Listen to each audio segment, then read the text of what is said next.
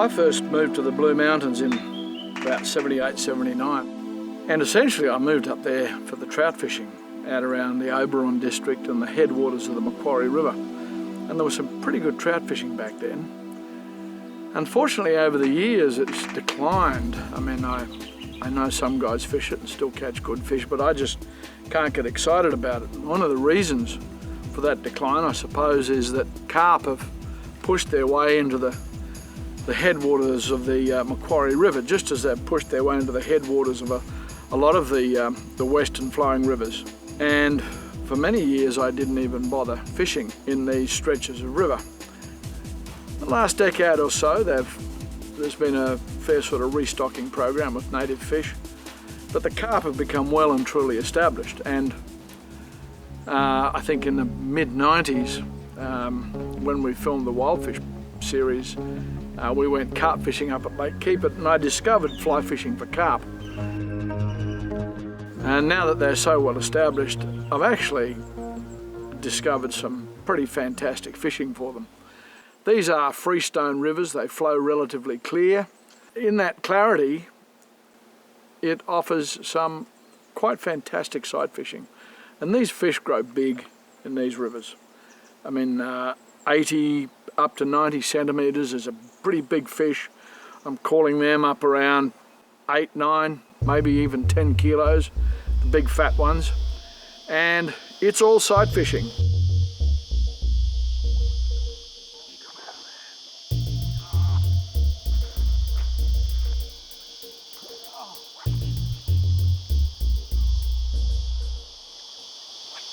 Some people think carp don't fight.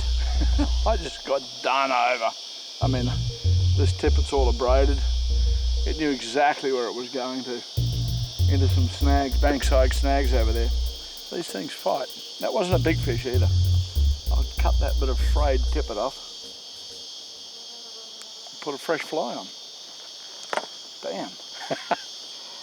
I guess what I enjoy so much about fly fishing for carp is that essentially it's all sight fishing. They feed in very shallow water a lot of the time. They're tailing, head down, they're very focused on their feeding, and it's up to you to get a fly in front of them. And it's that aspect of sight fishing where you're seeing the reaction of the fish, even if it's just a carp. You know, you're seeing the reaction of the fish to the fly and to your presentation. That is so exciting. One thing about fly fishing for carp is that your short, accurate game needs to be absolutely spot on. You want to have a reasonable repertoire of short cast fish here, and always be aware of what's behind you. You sort of develop a sixth sense for what might be back there behind you.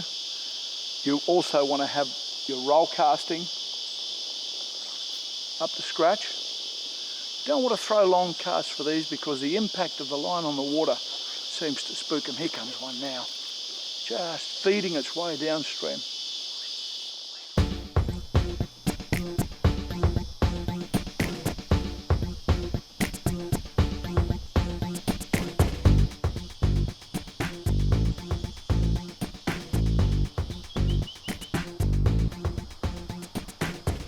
That was really interesting fishing and sight fishing at its very best, because the situation I had was 3 fish swimming together.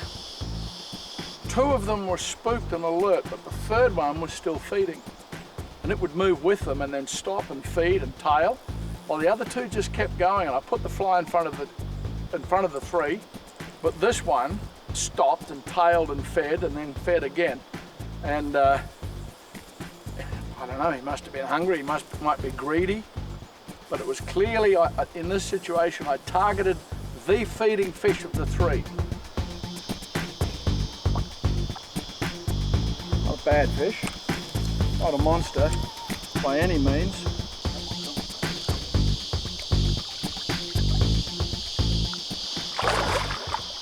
I don't use a landing net. I keep losing the damn thing, so I stopped using them ages ago. There we go.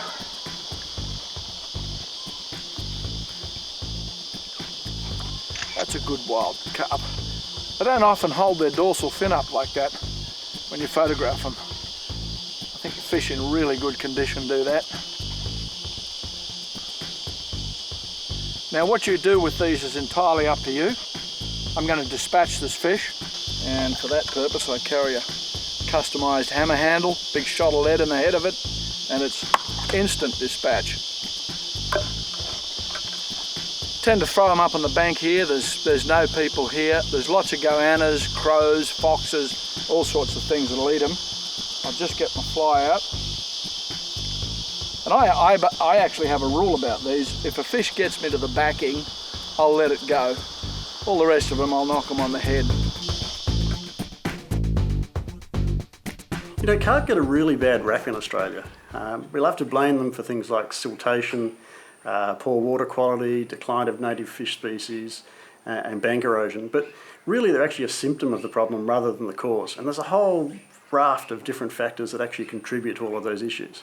It's much more to do with how we manage our catchments, how we manage our stream banks, the chemicals that we put on our crops and our pastures, the urbanisation, the industrialisation. Really importantly, it's how we've changed the flows in our river systems by diverting water and by turning the flows upside down so that we get more flow in the summertime and less flow in the winter, which is the opposite of what our native fish need and the opposite of what nature intended. So we've actually created a system that actually favours the growth of carp against the growth of native fish, and then we blame the carp for that condition. So the sooner we start focusing on those other factors, the sooner we're going to start improving our native fish stocks. In worldwide terms, carp are a very important recreational sport fish. I mean, in Europe we've all heard about coarse fishing for carp, and you know that's an industry in itself. There's not so much fly fishing for carp in Europe. There are related species like chub. They fish for them a lot in Spain around the margins of lakes. And again, that's sight fishing. Where fly fishing for carp has really taken off is in North America, where like here, they're moved into the rivers and they're in the dams, and they have some phenomenal sight fishing for carp. Up in the Great Lakes, there's areas there that look like bonefish flats. In fact, the Yanks call them golden bones. Here we call them hillbilly bonefish. Mud marlin, they have all sorts of different names. I have seen some wonderful film footage of guys fly fishing for carp in Japan, and the carp are actually out in midstream and flowing water sipping midges off the surface. And these guys are fishing for them with very light rods, wading deep out to here, long casts, and you'll see the fish eat the fly. They're huge fish. They're fishing for them on 2 and 3 pound tippets. Very, very sensitive, those fish. So I don't see why these fish here should carry such a huge stigma. I mean, yes, they're here. Yes, they've played a big part in the degradation of our rivers, but I believe there are a lot of other factors involved there as well. But they're not going to go away. They're here. We should really just fish for them and make the most of it. You know, I can understand how some people are deeply upset about the carp invasion. I mean, I remember I used to be, and I have a friend who could not even say the word carp. It kept coming out as crap. You know, he hated the things. Now he fishes for them passionately. He kills everything he catches, mind you, because he sees it as his role to clean up these rivers. You know, what you do is up to you, but do check out the local laws. You know, it varies from state to state. In New South Wales, there is no law that says that you have to kill them.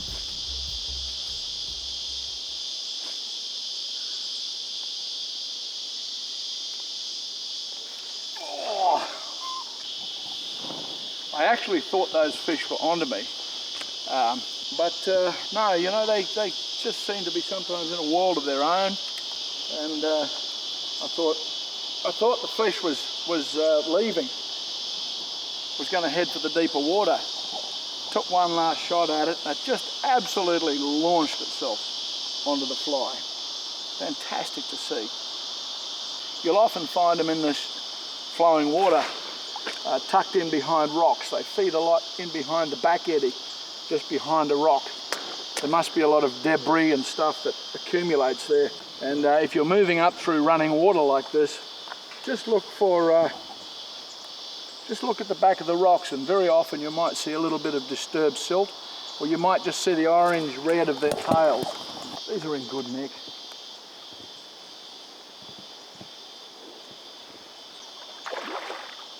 You stirred it up.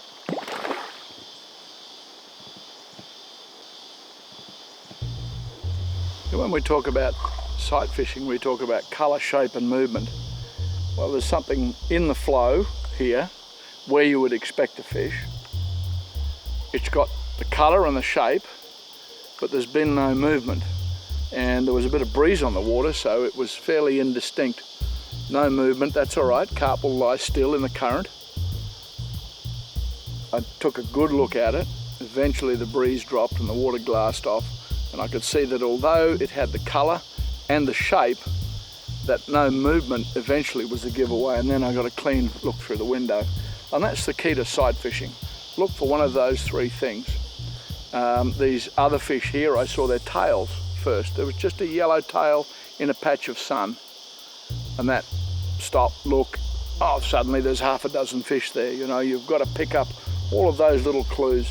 You've got to learn to look through the surface of the water towards to what's on the bottom, and what might be moving or not moving, but has that colour and shape as well. I was asked at a talk I gave to a club recently to talk about sight fishing, and I said to the guys, if you want to learn about sight fishing, go carp fishing, because there are so many of these things and there are so many opportunities during the course of a good sunny day to actually learn a lot about sight fishing.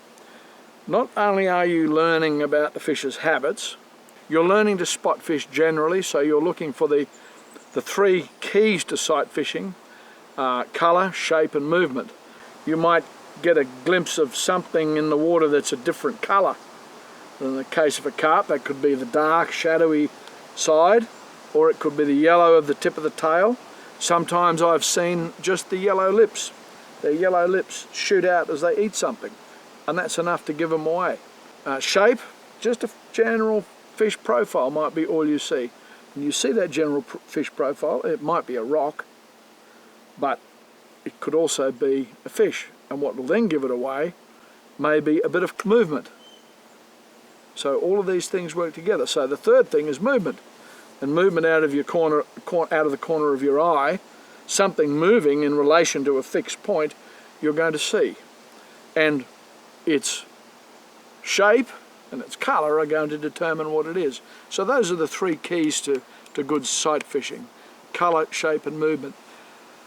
The other thing that sight fishing for carp teaches us is stealth.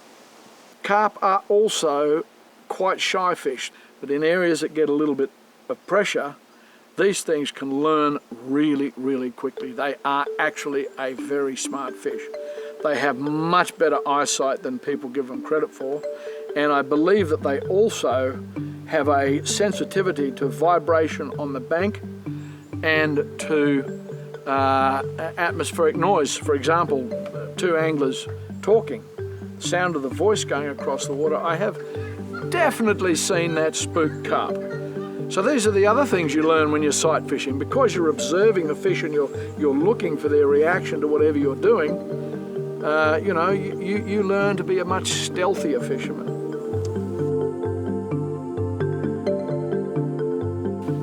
Your trout gear is all you need for this for these fishing. Whatever you use is your standard trout fishing tackle. I mean, 4, 5, even 6 weights if you want to go heavy. Perfectly adequate for this fishing. I'm using a Rio Gold fly line.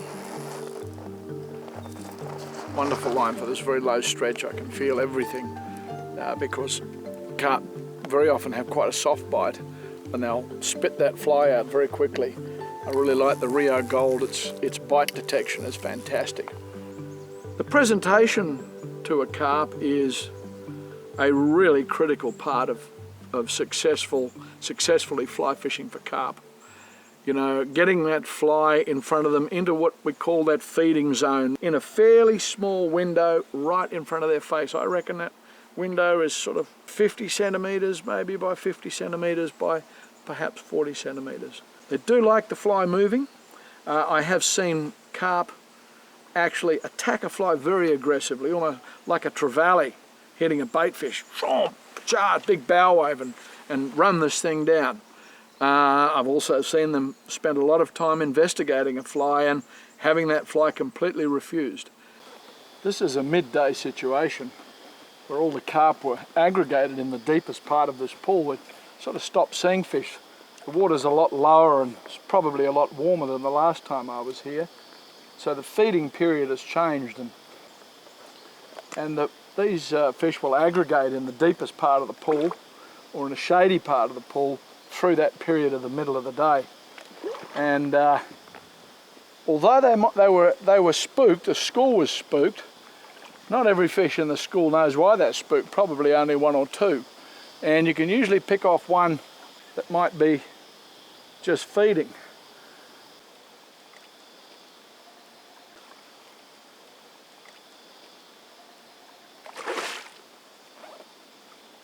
This pool here, the last time I was here, was where I was fishing with a mate of mine, and where a fish actually took him into the backing upstream, way up there, and he couldn't follow it, and he eventually landed it. Good fish, up around sort of 6-7 kilos, and that was one that lived.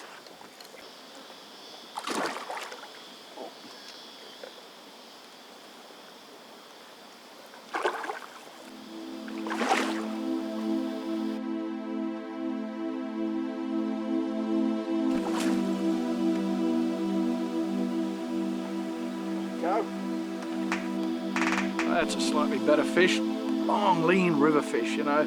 These are so fit. The soft mouth here, rubbery lips, makes them very easy to hook. They extend their mouth very much like a golden trevally. You look for those lips to move, and that's when you strike. As far as flies for carp are concerned, I carry a fair selection. Some are weighted, some are unweighted. The water's flowing. This is a Muzz Wilson's pattern. This is a fuzzle bugger that I've tied up myself. This brown one has been really, really successful for me. It's got a little bead head on it. That's a fuzzle bugger. Okay, lots of movement in these flies. Some have weight, some are unweighted. I've got a packet of the wildfish flies here, and I actually use these quite a lot. This is a trout streamer pack. A couple of really good carp flies in here. This is where I actually get my woolly worms from. I like the woolly worm because of that hackle and it sinks slowly. Some woolly buggers. There's a bead head in case the fish are feeding on the bottom in quite deep water and I've got to get it down to them. That's a bead head woolly bugger. Very good fly. This is a woolly bugger variation. This is a bead head rubber-legged peacock woolly bugger. It's got rubber legs on it. Lots of movement there. That's a killer fly on these fish.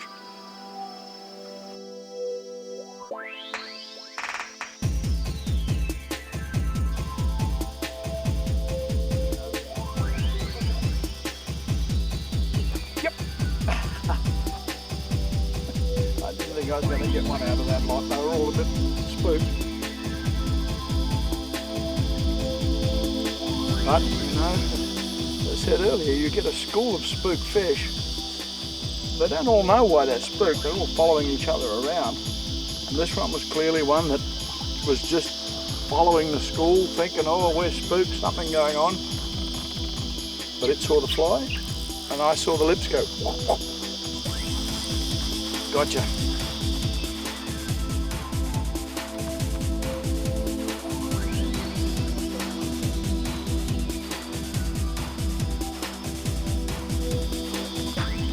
In amongst these boulders, fighting these fish in amongst these boulders is got to try and keep their head up. They will get their head in behind a rock or under a rock.